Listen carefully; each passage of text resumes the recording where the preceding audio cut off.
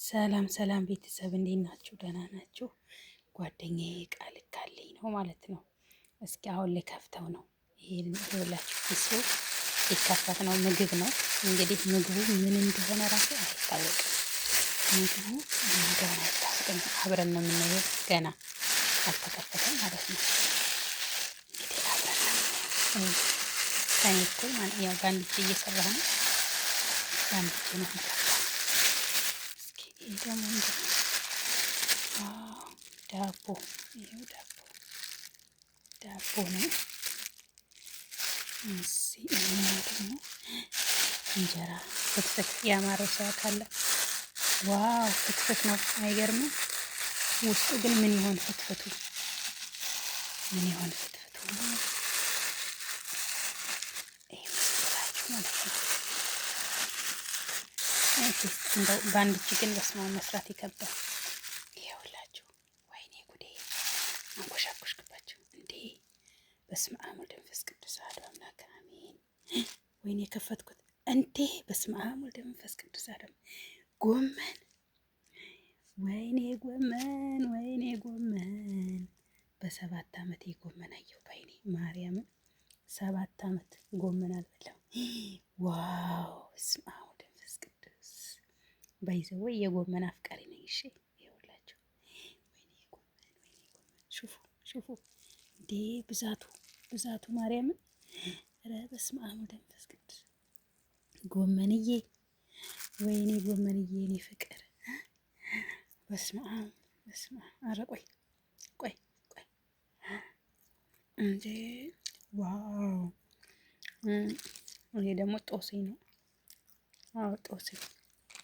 ይሄ ደግሞ ሀለዋ ነው። ሴትዮዋ ብታይ ቆጣጣሪ ናት። መቆጣጠር ችልጋ እንዳረጊት ማለት ነው። ወይኔ ጉዴ! አያችሁት እንዴት እንደሚያምር! በስመ አብ ወመንፈስ ቅዱስ። ዋይ! እንጀራው ደግሞ ሲያምር ይኸውላችሁ፣ እንጀራው እንዴት እንደሚያምር የምር ዋው! እንጀራው በጣም ነው የሚያምረው። ወይኔ ጎመንዬ እንዳይወርቅ ሱፍራ ላይ አላደረኩትም።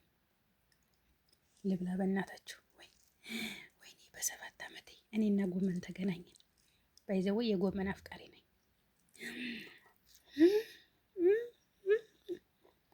ዋው እንዴት እንደሚጥም ማርያም። ጎመኑ ራሱ ብዛቱ አረ በስመ አብ ወወልድ ወመንፈስ ቅዱስ ተበላ ትላላችሁ። ዋው! እስቲ ደግሞ ይሄንን ደግሞ አደሱን ደግሞ ለቅመስላት። ይሄ ደግሞ አደስ ነው። ሽሮ ነው፣ አደስ አይደለም። እስቲ ደግሞ ይቀመስ።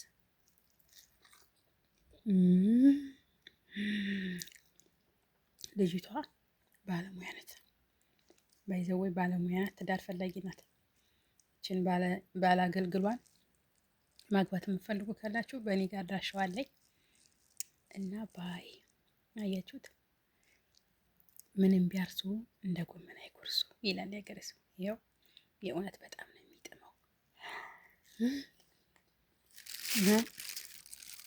ይሄ ደግሞ ተጋግሮ ነው። እሺ ፍርኖ ዳቦ እንዴት እንደሚጥም